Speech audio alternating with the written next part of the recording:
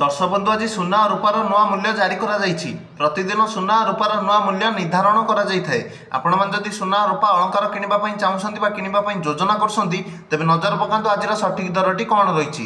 आज भारतीय बजार में 24 क्यारेट सुना दर 10 ग्राम पिछा 1,15,370 टंका रही बेले 22 क्यारेट सुना दर 10 ग्राम पिछा 1,05,750 टंका को छुई।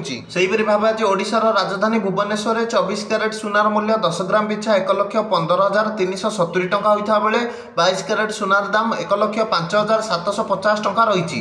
सेहीपरि आज नुआदिल्ली में 24 क्यारेट सुना 1,15,520 टंका और 22 क्यारेट सुना दर 10 ग्राम पिछा 1,05,900 टंका रही। सेहीपरि भाव आज मुंबई में 24 क्यारेट सुनार मूल्य 10 ग्राम पिछा 1,15,370 टंका होता बेले 22 क्यारेट सुनार दाम 1,05,750 टंका रही। सेहीपरि भाव आज चेन्नई में 24 क्यारेट सुना 1,15,640 टंका होता बेले 22 क्यारेट सुनार मूल्य 1,06,000 टंका रही।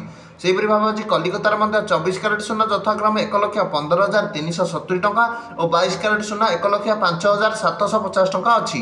अन्यपटे रूपा मूल्य किलो पिछा 1,40,000 टंका होईची। आज सुना रूपार मूल्य बढ़ी। वीडियोटी को लाइक और चैनल टी को सब्सक्राइब कर दियंतु।